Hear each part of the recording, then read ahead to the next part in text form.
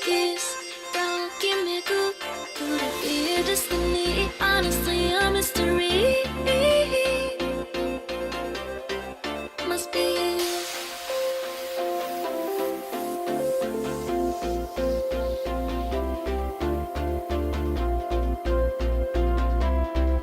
Cinderella, will you be there?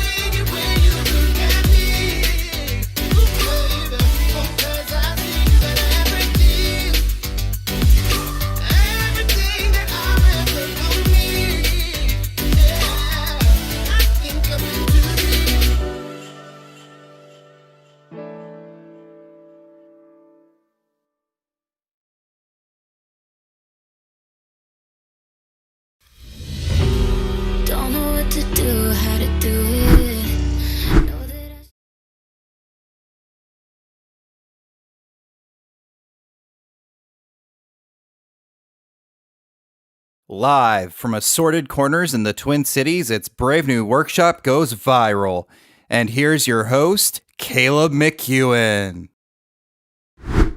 Hello, everyone, and welcome once again to the Brave New Workshop Goes Viral. We are broadcasting from the Brave New Workshop Comedy Theater. It is the oldest, longest running comedy theater in America, but under the current conditions with COVID-19, we are not doing live shows in our Minneapolis location. So we are coming live to your living room, and we hope that you are enjoying the shows. We encourage you once again, because people can't come into the theater, to act as if you are out and in a big group of people. Feel free to laugh, cry, scream, jump up and down, clap, throw things at the screen, whatever it is that you need to do to feel like you are living life to the fullest.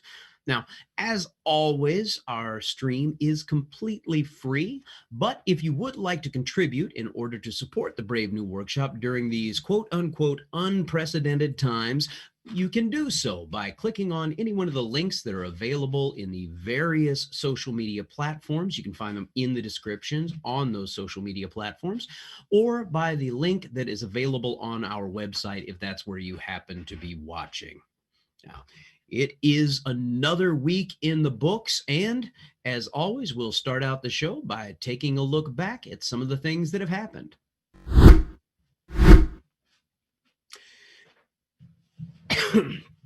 And of course, as soon as it came back, I choked. I can't believe that happened, but there you have it. It is September 19th, and it has been another blockbuster week of, oh my God, what is happening? Just when you think things can't get any weirder, the world laughs maniacally and presses a button that drops you through a trapdoor into a pool of weird, filled with weirdigators and weirdranas. Seriously, it's getting hard to come up with light-hearted, jokey joke ways of having fun with reality, so buckle up. Let's start with something light and silly. All burning on the Western Front. California, Oregon, and Washington continue to defy their designations as non-smoking states. Already, roughly 5 million acres have burned, presumably because they have been improperly raked. This is an interesting position to hold, since the majority of land burned or burning is actually managed by the federal government, or as President Trump calls it, Joe Biden. Governor Gavin Newsom of California met with President Trump this week and emphasized the role of climate change in the current crisis, stating it's not a belief system, it's data, science. You have to acknowledge the facts. Of course, he is saying this about a president and his supporters who will completely disregard well-researched data, but will take as gospel a conspiracy theory that around the world children are being trafficked by Tom Hanks, and those children are being frightened in order to extract a drug from them that gives a shadowy cabal power, which is literally the plot to Monsters, Inc. Seriously, this is a thing we have to deal with. Things have gotten so bad that prison inmates who are on the front lines fighting the wildfires could win the chance to become professional firefighters. In order to win this chance, the government will send the prisoners to a remote location in a burning forest where they must defeat Katniss Everdeen. But wait, there's more.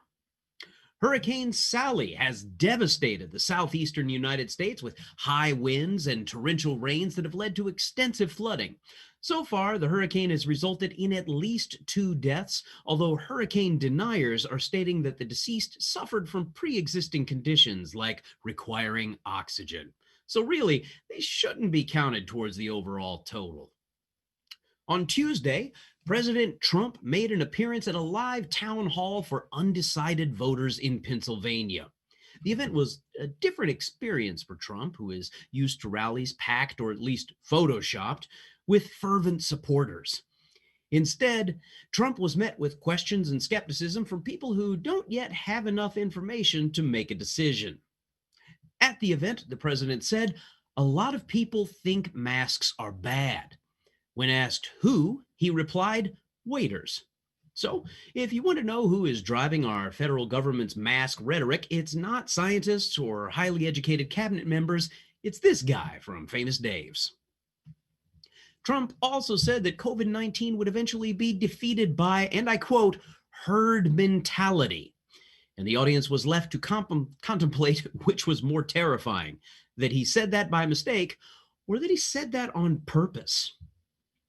He also blamed Joe Biden, a man who has not held any office or any position of authority for 4 years, for not following through on a national mask mandate. Just for those of you keeping score, the current president, who at the same event spoke out against masks, is mad at a man who is not currently in office for not mandating masks nationally. He then screamed, "Change places!" and everyone at the Tea Party freaked out. The amazing thing is that this week, yet another woman, Amy Doris, came forward to accuse Trump of sexual assault, and it barely even registers as news. Trump claims that he could have never shoved his tongue into Ms. Doris's mouth, as she alleges, if Joe Biden had pushed harder for a national mask mandate. That's what you get for listening to this guy, Joe. And with that, I think we are all caught up for the week.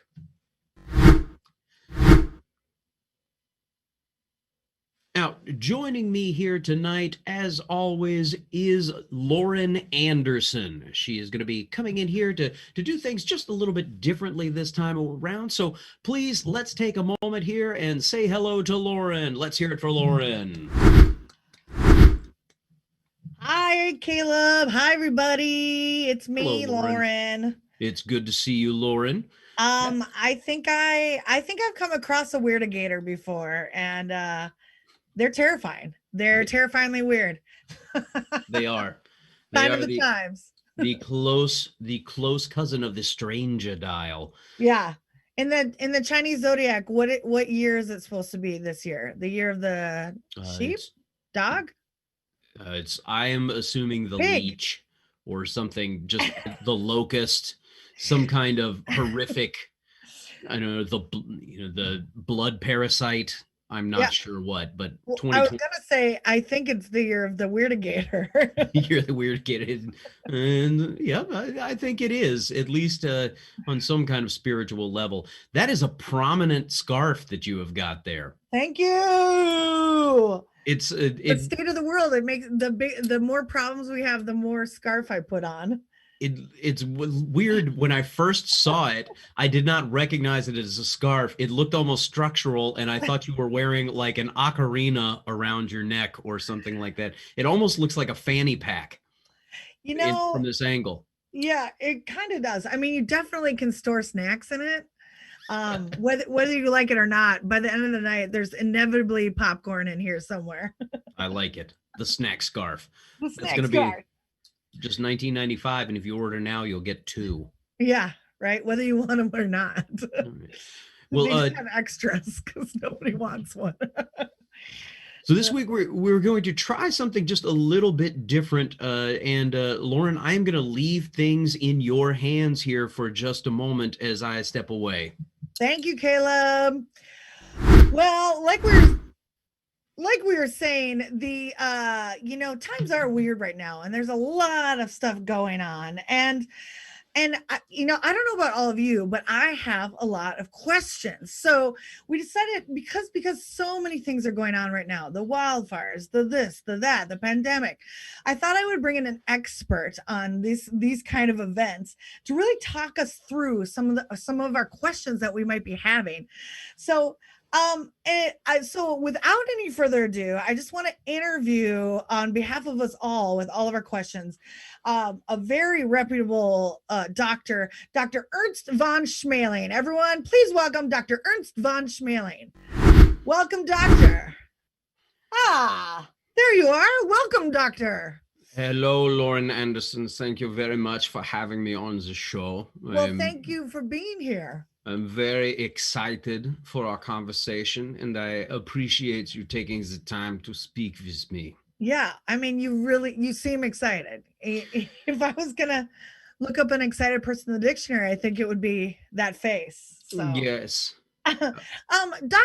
von Schmeling, please tell me and the audience a little bit more about yourself.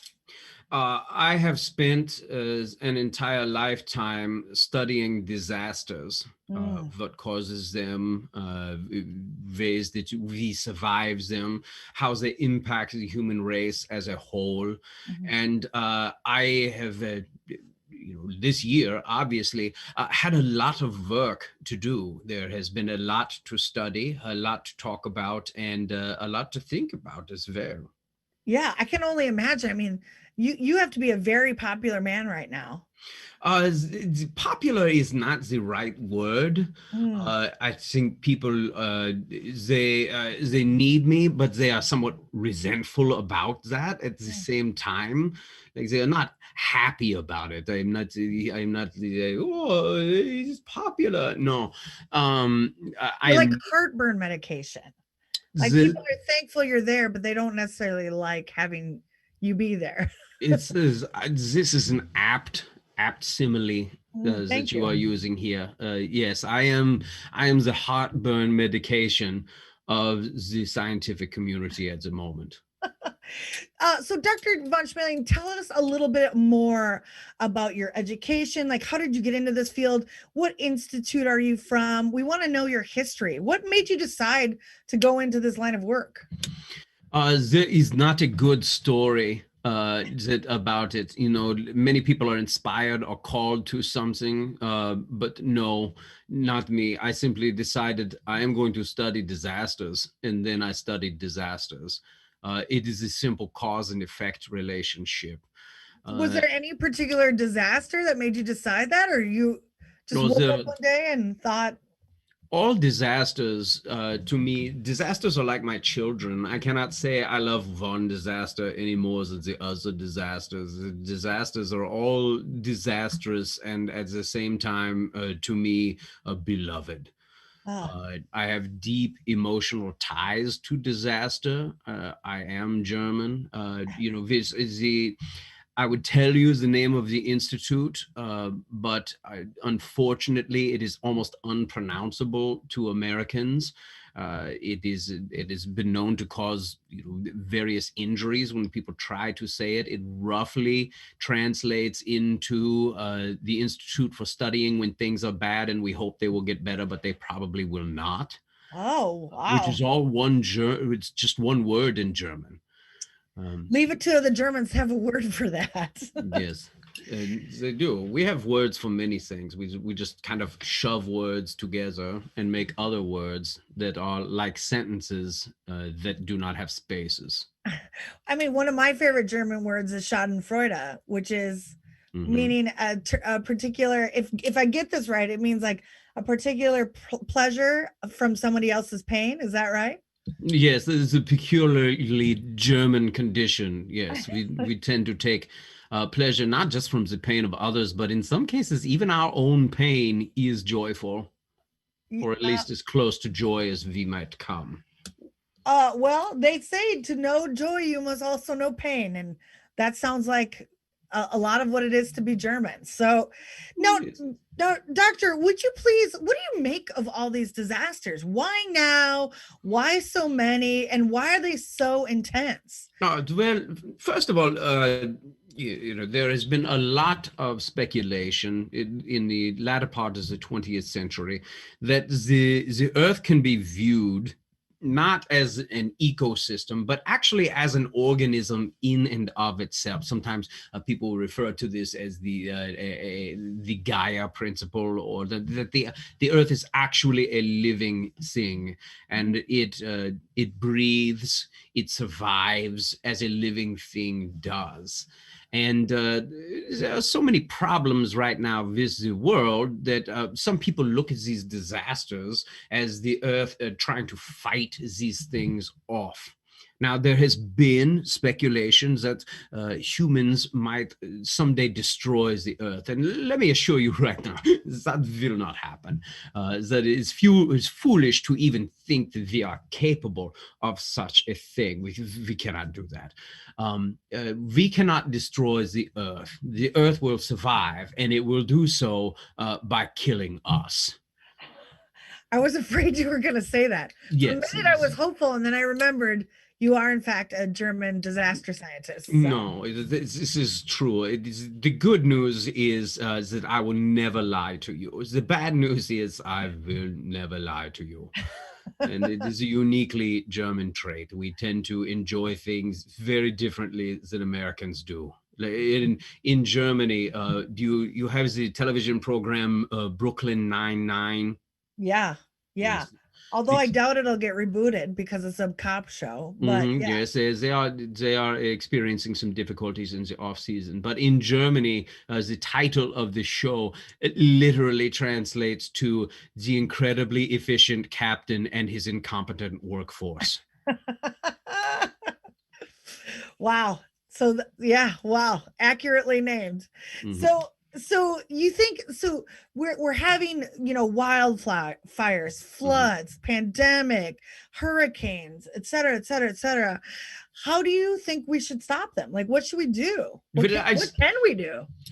Well, first of all, we should do what we can to stop them, but we may not be able to do that. The good news is this conflagration that we are seeing of various different disasters is in fact, I believe, the Earth's way of fighting off the disasters themselves. Now, you may remember from your history that there was the Great Plague of London, which was then wiped out by the Great Fire of London, which was then put out by the Great Flood of London, which was ended by the Great Drought of London. And I think that is what we are seeing here. You have the one side of America is burning. There's burning happening on one side. And then the other side, there's flooding. And it is trying to get the flooding to the burning in order to stop the burning sensation.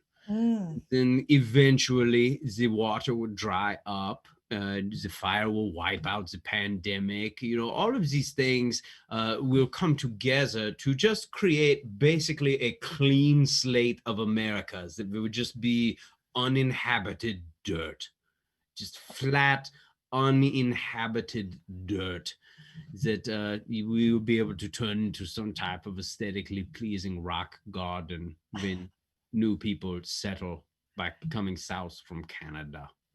So you think the only way to get rid of these disasters is for these two elements to just duke it out until we have complete flatness, all Americans perish? That is our only option? It's not the only option, but it is probably the most convenient. So is there a way that in your mind, is there a way that we can get through it? Like, is there infrastructure we can build? Is there something that we can do? What's the number one way to survive something like this, would you say? The number one way would be to never be here to begin with. It is, well, it's, again, I told you I would not lie to you, Lauren Anderson, and I'm not lying in any way, shape, or form. At the moment, we are somewhat trapped by our circumstances, and it is very difficult to escape this. In the rest of the world, it sits and it watches and it laughs and it points. But eventually, the good thing is that having your nation completely crushed due to your own stupidity breeds a sort of wisdom and humbleness that serves you better later on. So, it's just a waiting game now. And we will, of course, reach the flat, uninhabited level that you spoke of just a few moments ago. And from there, we can rebuild. Okay. Well, I mean, I appreciate how I appreciate how honest you're being with me, Doctor. I really do. Is it too bleak for you, Lauren Anderson? You seem shaken. Your scarf hangs around your neck like an albatross. It is. The more I talk to you, doctor, the more I wish this scarf would protect me, but it's doing nothing. It's doing nothing. Oh, I disagree, Lauren Anderson. I think the scarf is working for you. It is working hard. So, doctor, you've described kind of a bleak scenario here, but I appreciate Do you really feel it's kind of bleak? Because I felt that it was thoroughly bleak. Thoroughly bleak. But do you think there's any other disasters yet to come? I mean, what are some other disasters that could occur? Oh, the wonderful thing is that just when you think that it can't get any worse, there's so many things that can make it so much worse. It's hard to imagine that it could get much worse. Listen, the thing is that when things get really, truly bad, they also get interesting. I am keeping my fingers crossed that the warm winds and smoke that are coming from the West Coast will cross over the Rocky Mountains. We will end up with that trapped under cold air that is moving in from the east. Those two things will end up stratified in such a way that they will start a spiral motion.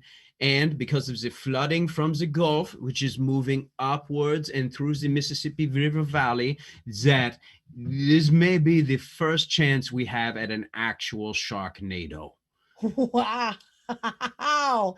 A literal sharknado, like shark tornado. Yes, sharknado is actually a German word. It is like Schadenfreude. Again, we shove things together and make other words, which is ironically often referred to using the French term of portmanteau. Another thing to be angry with the French about. So what would happen if a sharknado touched down on American soil? Like what kind of havoc would that wreak? It depends on where it is. The fun thing is that in certain places, a sharknado actually at this point in our history could increase property values.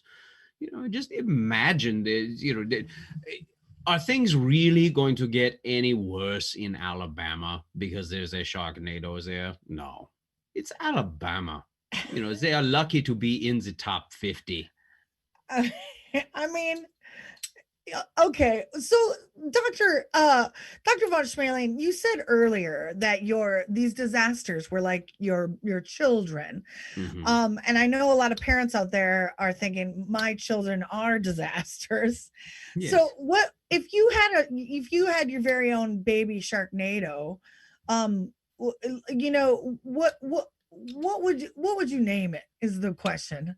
I want to know what you name your sharknado baby. It's the sharknado baby. Number one is a very enticing concept in and of itself. The idea of something that is small and lovable, yet carries the destructive power, not just of nature's weather itself, but also one of the most perfect predators ever formed by evolution. So, I have to think about it a little bit. You caught me somewhat off guard with your strange question, but I would say that if I had to name a weather system that was combined with an aquatic predator, that the only name that would make any sense is Tracy. That makes sense. It makes sense. It's a unisex name that works for all occasions. So, and it's never met Tracy I didn't like, so that works. In Germany, we do not refer to it as a unisex name. We refer to it as a neuter. Okay. So doctor, again, what do we do? What do we do? How can we prepare for this onslaught of disasters that's occurring? Like, how can we begin to prepare ourselves for the disasters that may or may not be coming in our future? It's very simple. You cook up some brats, you get a strong beer, you unfold your lawn chair, and you simply sit and watch. It is the greatest streaming show you could possibly imagine. Think about it. What could be more exciting than simply watching the world around you come to an end? It is the dream of every German to see this. An end to the endless suffering that is the day-to-day existence, the banal nature of our own lives, snuffed out by a gigantic foot from the heavens, stomping us and grinding us into the ground as if we are an old cigarette with a slowly dying ember of hope that is once again crushed back into the nothingness from which it came to begin with. It's beautiful, really. I want to just simply sit in my chair, hold Tracy, and watch it happen. All while eating your famous salted sausages. Yes, famous salted sausages, which again is one word in German. Wow. Well, I mean, I was not expecting you to answer with our favorite American pastime. We here in America call that a tailgate party. A tailgating party, yes. Yeah. And Americans, certainly we don't experience the Schadenfreude you do on a general basis, but we certainly know how to tailgate. So that, I mean, if you need to cling to any kind of hope, that's where it is. At least we know how to tailgate. Dr. von Schmeling, do you have anything else that you'd like to add? Our time is winding up here. Do you have anything else you'd like to share with the public? And, and any last words for us? If there's one thing that I know as a German, it is that in those dark moments when you feel like things cannot get any worse, take hope in the fact that they will. It will get worse. Thank you.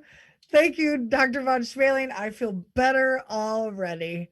All right, everyone, please, let's give it up for Dr. Ernst von Schmeling. Really, really holding nothing back. Just really, it's like he could have filled us with false hope or any kind of strategy, but really, he just kind of laid it out and kind of like affirmed some of our worst fears, but that is what we love him for. I mean, that is what a doctor of science of disaster does. In a few moments here, let's call that character, of course, was played by none other than artistic director Caleb McEwen. Let's welcome him back. Caleb! It was me all along, Lauren. That's so crazy. You might not have recognized me because of the glasses, but yeah, glasses are like a scarf for your eyes. Yeah, basically, the bigger the glasses, the more protected you are. Absolutely.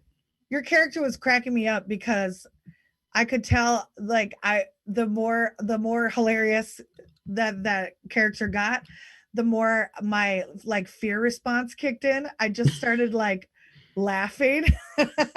I'm sorry if I traumatized you this evening, Lauren. You certainly didn't traumatize me. You made me laugh, but I was partly laughing because I was like, because this year has been so crazy, such a roller coaster that like anything Dr. von Schmeling was saying certainly is. I wouldn't put it past this year.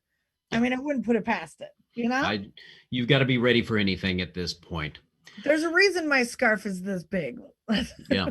You're protecting your vulnerable throat area just in case the Sharknado strikes. Just in case. Yeah, we'll do it in sections here.